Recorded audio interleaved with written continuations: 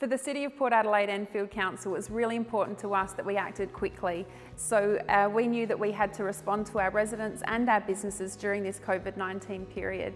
The ways that we've done that is through assisting our vulnerable and aged community.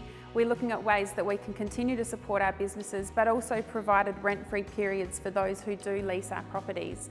They have access to our economic development team, which are a fantastic team who are there to work alongside our businesses, as well as the fact that we do have deferral of rates for those who need that option too. The City of PAE is open for business to live, work and play, and we've created this video to help you on your road to recovery. You'll hear from some experts from the Adelaide Business Hub in collaboration with the City of Port Adelaide Enfield, from the state government and the federal government to find out ways that we can help. Adelaide Business Hub has partnered with the Western Alliance of Councils. We've set up a business helpline that's free for small business owners.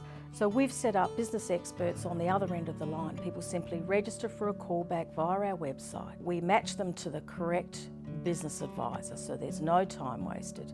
And they can spend time confidentially on the phone for free on any issue that's important to them at the moment.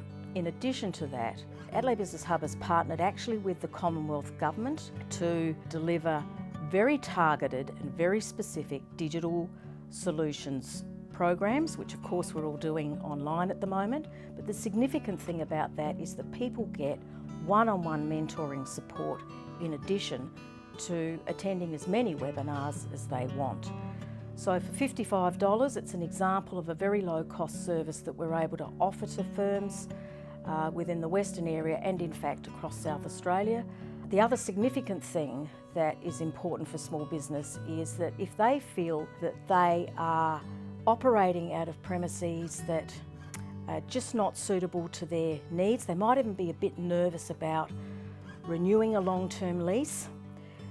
The Adelaide Business Hub has 1,200 square metres of office and studio space, and we can provide a one-stop shop with all the support and advice on site, high-speed internet that's 4 times the speed of NBN, a dedicated space, a professional front-of-house reception service, and an opportunity for them to start taking a few calculated risks, because we're looking after you, we're providing a safety net where you can test the water, test the market on that new product or opportunity or business model that you want to engineer for your future.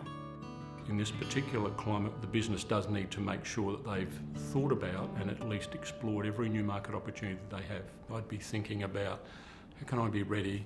Who do I need to talk to be informed? And what's my strategy going forward? Government's like any large business. There'll be small purchases that people in government will make directly with businesses so that there isn't the need to tender.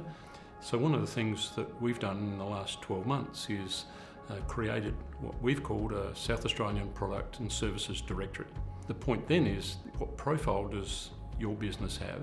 So the people that are buyers that work in the state government, do they know you exist? So all they need to do is register with us. Then one of my staff will contact them and let them understand how they actually profile their business in this directory. Then what we do is we promote that directory very heavily to all government staff, making them aware of and asking them to prioritise their purchasing requirements with local businesses. Department of Innovation and Skills, which has a lot of different support services for small business. There's a Small Business Commissioner who can assist those businesses that are really struggling with disputes, potentially with landlords or even other customers.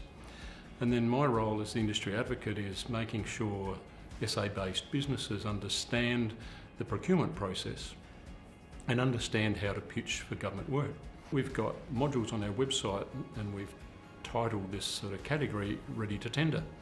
So businesses can log on whenever they like, and it walks them through a series of modules to understand what they need to do to be ready to quote, to tender, even to a head contractor. Federally, there's a lot of support programs that businesses can access if they want to either move forward or sort of start again. There are programs like JobKeeper. There's also assets that people can buy. There's different amounts that assets can be written off for. There's wage subsidies that are available for people if they've got trainees or apprentices. And there's a number of emergency relief programs that are available through both state and federal governments. It's all laid out on the ATO website, and it's very, very clear, and people can go in and just do a quick online chat with someone to find out. But they also do have a great book of questions and answers. Whether you're working or not, it's such a disruptive, discombobulating time. Keeping an idea of what the guidelines are around returning to work, about how you can set up your office space, what sort of cleaning practices you need to bring in. All of those things are things that people need to consider, and they need to keep staff involved in the journey. There are appropriate plans that are available on the internet through the National Action Committee for COVID Recovery, and that's got step-by-step guides and checklists that companies can access. My piece of advice would be to hang in there, but also to understand what you're hanging in there to do. It's a good time to reflect and look at what your plan B is going to be. There are some businesses that are looking at partnering with others. So I think that sharing with others and understanding your value add is going to become more and more critical for businesses. It's a really good chance to reflect on what you do well and what you want to go back to. I think business owners need to understand that everyone's going to respond to this differently. So when people say they're okay, don't just take it at face value. Really check that they're coping. Make sure that there's flexibility for people, because some people have had to change their entire way they operate. The only way to be sure that you're getting the right information for your business is to rely on the government websites. So treasury.gov.au has a large number of resources available. The ATO website has an enormous amount of questions and answers and resources available. Accountants have a range of information, and they are keeping up to date by going to a lot of webinars and a lot of information, so they should become your best friend.